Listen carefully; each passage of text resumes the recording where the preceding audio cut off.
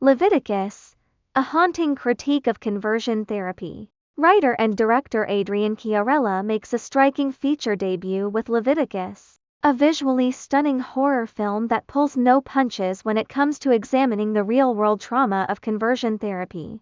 Set against the backdrop of a suffocating, close-minded Australian town, the movie delivers an unnerving and nail-biting look at the price of forbidden queer love. At the center of the story are high schoolers Niamh Jo Bird and Ryan Stacey Clausen. On the surface, they are total opposites.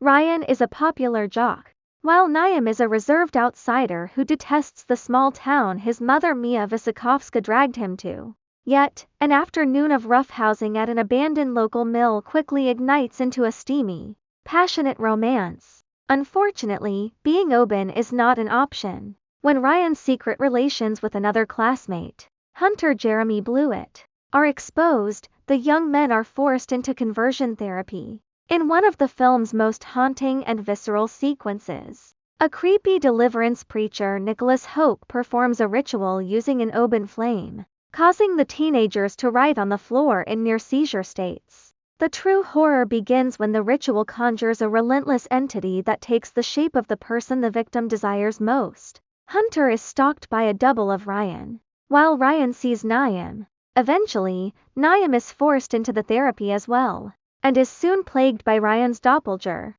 This shape-shifting menace echoes the unstoppable force of the horror film it follows, creating nerve-jangling tension. The boys know that cutting ties is the only way to escape the entity, but their passion and mutual isolation bind them together. They are two outsiders who desperately need each other in a community where everyone is judging them. The film excels when it focuses on the central romance, anchored by memorable performances from Clausen and Bird.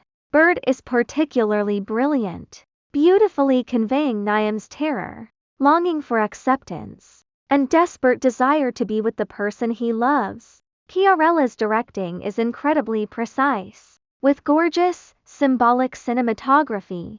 The local mill and its towering smokestacks are framed repeatedly, serving as a dual metaphor for the industrial trap Niamh wants to flee and the birthplace of the boys' forbidden connection. While the film's only real flaw is that the monster and doppelganger tropes feel a bit too familiar, the movie remains deeply effective. The opening scene establishes just how ruthless the entity is, but the narrative's true terror lies in its realistic elements, a close-minded town demonizing its youth, and a mother refusing to accept her son's sexuality. Leviticus stands out as a powerful, unsettling horror entry, backed by stellar lead performances. It succeeds as both a suspenseful genre flick and a devastating look at the monstrous reality of conversion therapy.